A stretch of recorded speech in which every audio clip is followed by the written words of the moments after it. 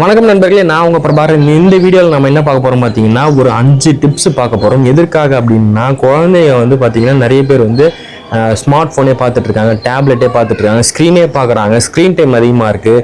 அவங்கள எப்படி வந்து பார்த்தீங்கன்னா ரீடிங் சம்மந்தமாக ஸ்கூல் புக்ஸை தாண்டி டெக்ஸ்ட் புக்ஸ் அதெல்லாம் தாண்டி எப்படி ரீடிங் சம்மந்தமாக அவங்கள புஷ் பண்ணுறது அப்படின்றத பற்றி தான் நம்ம இந்த வீடியோவில் பார்க்க போகிறோம். இதுவரை நம்ம சேனலை நீங்கள் சப்ஸ்கிரைப் பண்ணாமல் பார்த்துட்டு இருக்கீங்கன்னா மறக்காமல் சப்ஸ்கிரைப் பண்ணிடுங்க. அது மட்டும் இல்லாமல் பக்கத்தில் இருக்க பெல் ஐக்கானே கிளிக் பண்ணிங்க. அப்போ தான் நம்மளுடைய வீடியோஸ் உங்களுக்கு கரெக்டாக வந்துட்டு இருக்கும். சரி, இந்த வீடியோக்குள்ள போயிடலாம். வந்து பார்த்தீங்கன்னா ஒரு 5 டிப்ஸ் சொல்ல போகிறேங்க. இந்த 5 டிப்ஸையும் லாஸ்ட் வரைக்கும் பாருங்கள். எல்லா டிப்ஸுமே ட்ரை பண்ணி பாருங்கள். கண்டிப்பா ஒண்ணு இல்ல ஒண்ணு கண்டிப்பா யூஸ் ஆகும். உங்களுடைய குழந்தைய வந்து பாத்தீங்கன்னா நிறைய புக்ஸ் படிக்கக்கூடிய ஒரு குழந்தையா, மத்தவங்க பாராட்டக்கூடிய குழந்தையா மாறுவாங்க. சரிங்க, ஃபர்ஸ்ட் டிப்ஸ் என்ன அப்படின்னு பாத்தீங்கன்னா, நான் வந்து எப்படி ரீடிங் சம்பந்தமா வந்தேன் அப்படின்னு பாத்தீங்கன்னா, என்னுடைய பேரண்ட்ஸ், என்னுடைய அப்பா அம்மா வந்து பாத்தீங்கன்னா பெரும்பாலும் வந்து நியூஸ் பேப்பர் படிக்கக்கூடிய ஒரு ஹேபிட் உள்ளவங்க. காலையில எழுந்த உடனே பாத்தீங்கன்னா அப்பா வந்து நியூஸ் பேப்பர் படிக்கிறது ஒரு டெய்லி பார்க்கக்கூடிய ஒரு காட்சியா இருக்கும். அந்த மாதிரி தான் நானும் வந்து பாத்தீங்கன்னா இனிஷியலா நியூஸ் பேப்பர்லாம் படிக்கவே ஆரம்பிச்சேன். நியூஸ் பேப்பர் படிக்க ஆரம்பிச்சு ஸ்டெப் பை ஸ்டெப்பா தான் வந்து பாத்தீங்கன்னா புக்ஸ் வந்த மாதிரி வந்தேன். ஸோ நீங்க வந்து படிச்சீங்கன்னா தான் உங்க குழந்தையும் வந்து படிப்பாங்க. எனக்கு புக்கு படிக்கலாம் நேரம் இல்லைங்க அப்படின்னு சொல்றீங்க அப்படின்னா, நீங்க வந்து பாத்தீங்கன்னா நியூஸ் பேப்பர் படிக்கலாம். நியூஸ் பேப்பர் வந்து பாத்தீங்கன்னா எல்லா வரிக்கு படிக்கணும்னு அவசியமே கிடையாது. ஹெட்லைனை மட்டும் படிச்சு உங்களுக்கு குழந்தைகிட்ட காட்டலாம். இது மாதிரி ஒரு நியூஸ் வந்து நடந்திருக்கு,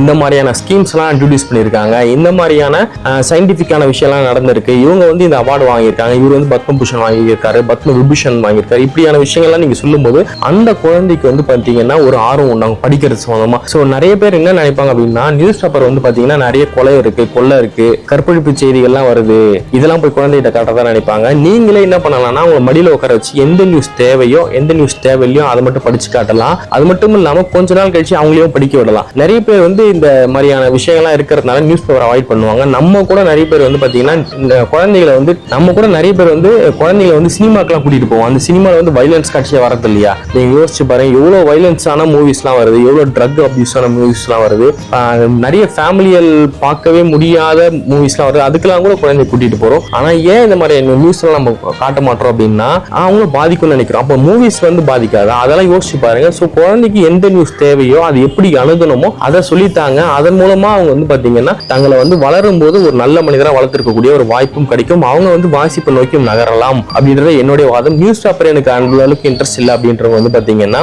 மேகசைன்ஸ் வாங்கலாம். குழந்தைகளுக்குன்னே வரக்கூடிய நிறைய மேகசைன்ஸ்லாம் இருக்கு.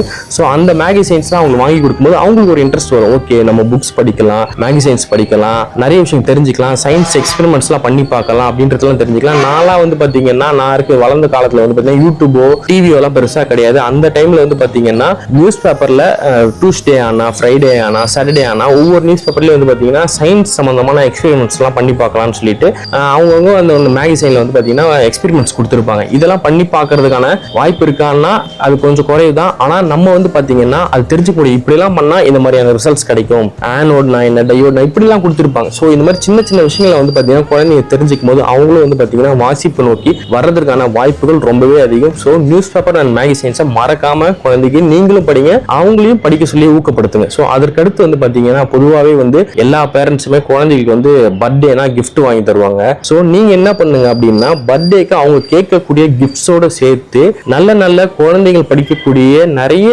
புக்ஸும் வாங்கித்தாங்க. இந்த புக்ஸ் எல்லாம் நீ படிச்சு முடிச்சீங்கன்னா அடுத்த பர்த்டேக்கு நீ கேட்கக்கூடிய கிஃப்ட்டை நான் வாங்கி தரேன்னு சொல்லுங்க. நிறைய புக்ஸ் கொடுங்க, நிறைய பேஜஸ் உள்ள புக்ஸை கொடுங்க. அப்பதான் அவங்க வந்து பாத்தீங்கன்னா அதை படிச்சு முடிச்சாதான் நமக்கு அடுத்த வாட்டி நம்ம கேட்கக்கூடிய கிஃப்ட் கிடைக்கும். அப்படின்னா கண்டிப்பா வாசிப்பு நோக்கி நகருவாங்க. அவங்க படிக்கக்கூடிய ஓரளவுக்கு ஈஸியா இருக்கக்கூடிய புக்ஸா கொடுங்க. அதற்கடுத்து தேர்ட் வந்து பாத்தீங்கன்னா, நிறைய குழந்தைங்க வந்து பாத்தீங்கன்னா எப்பவுமே நிறைய கேட்டிருப்பாங்க, இந்த பொம்மை வாங்கி கொடு, அந்த பொம்மை வாங்கி கொடு அப்படின்லாம் கேட்பாங்க. இன்னும் நிறைய பேர் என்ன பண்ணுவாங்கன்னா, நான் ஃபர்ஸ்ட் ரேங்க் எடுத்தல, எனக்கு இதை வாங்கி கொடு, அதை வாங்கி கொடுன்னு கேட்பாங்க. ஸோ நீங்களும் நிறைய பேர் சொல்லியிருப்பீங்க, நீங்க இந்த ரேங்க் எடுத்து இந்த மார்க் எடுத்தா நான் அதை வாங்கி தரேன்னு சொல்லிட்டு. அந்த மாதிரியான குழந்தைகளுக்குலாம் வந்து பாத்தீங்கன்னா புக்ஸும் சேர்த்து கொடுங்க. மற்ற குழந்தைங்களுடைய பர்த்டேக்கும் போறீங்கன்னா அவங்களுக்கு வந்து புக்ஸை வந்து கிஃப்டா கொடுங்க. அப்படி கொடுக்கும்போது வந்து பாத்தீங்கன்னா நல்ல ஹேபிட் டெவலப் ஆகும். அது மட்டும் இல்லாம குழந்தைக்கு கேட்கக்கூடிய கிஃப்ட் வாங்கி தரதுக்கு முன்னாடி, நான் நீ கேட்கற கிஃப்ட் நான் வாங்கி தரேன், நீ கேட்கக்கூடிய டாய்ஸ் எல்லாம் வாங்கி தரேன், ஆனா அதுக்கு முன்னாடி இந்த புக்கை நீ படிச்சு முடிச்சுடு, இந்த புக்கை படிச்சு முடிச்சுட்டா நீ கேட்கக்கூடிய கிஃப்ட்ஸ் நான் வாங்கி தரேன் அப்படின்னு சொன்னீங்கன்னா கண்டிப்பா அவங்க அதை ரொம்ப வேகமா முடிச்சிடுவாங்க.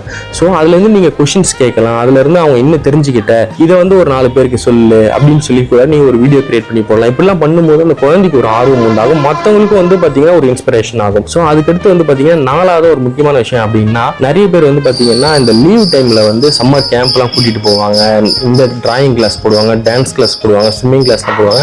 இந்த மாதிரியான டைம்ல எக்ஸிபிஷன்ஸ்லாம் நடக்கும். ஸோ ஸோ நீங்கள் என்ன பண்ணுங்கன்னா கண்டிப்பாக இந்த வீக்கெண்ட்ஸில் வந்து பேரண்ட்ஸ் வந்து குழந்தைகளை வந்து லைப்ரரி கூட்டிகிட்டு போங்க. லைப்ரரி விசிட் அப்படின்றது ரொம்ப முக்கியமானது. குழந்தைங்க அங்கே போயிட்டு மற்றவங்க படிக்கிறத பார்க்கும்போது அவங்களுக்கு ஒரு ஆர்வம் உண்டாகும். என்ன அப்படின்னா இவங்களாம் படிக்கிறாங்க, நம்மளும் படிப்போம். இதனால வந்து பார்த்தீங்கன்னா நிறைய சேஞ்சஸ் அவங்களுக்குள்ள வரும். அங்கே இருக்கக்கூடிய புக்ஸ் எவ்வளோ இருக்குது, இந்த மாதிரி ஜேர்னலில் புக்ஸ் எல்லாம் அடிக்க வச்சிடும். இதெல்லாம் பார்க்கும்போது குழந்தைங்களோட மைண்ட் செட் கண்டிப்பாக சேஞ்ச் ஆகும், அவங்களுடைய ஸ்க்ரீன் டைம் குறையும்.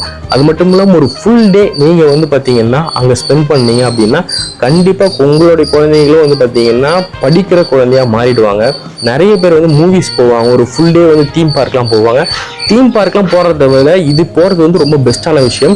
அதெல்லாம் செய்யக்கூடிய நமக்கு நேரம் இருக்கும்போது இது ஏன் செய்யக்கூடிய நேரம் இல்லை அப்படின்றத நீங்களே உங்களை கேட்டுங்க. இதெல்லாம் நீங்கள் செய்யும் போது உங்களுடைய குழந்தையும் படிக்கக்கூடிய ஒரு குழந்தையா மாறுவாங்க. 5th வந்து ரொம்ப முக்கியமான விஷயங்க. என்ன அப்படின்னு பார்த்தீங்கன்னா புக் ஃபேருங்க. வருஷம் வந்து பார்த்தீங்கன்னா சென்னையில் பிரம்மாண்டமான ஒரு புக் ஃபேர் நடக்கும். அதுக்கு வந்து நான் வந்து என்னுடைய அப்பா கூப்பிட்டு போவார். அது மட்டும் இல்லாமல் எங்கள் ஊர் காஞ்சிபுரம். இந்த காஞ்சிபுரத்துலேயே வந்து பார்த்தீங்கன்னா இனிஷியலாக ஒரு 5-6 இயர்ஸ்க்குலாம் முன்னாடி வந்து பார்த்தீங்கன்னா ஒரு பிரைவேட்டான ஒருத்தர் தான் வந்து பார்த்தீங்கன்னா புக் ஃபேர் நடத்துவார். ரொம்ப நிறைய புக்ஸ்லாம் இருக்காது, கொஞ்சம் தான் இருக்கும்.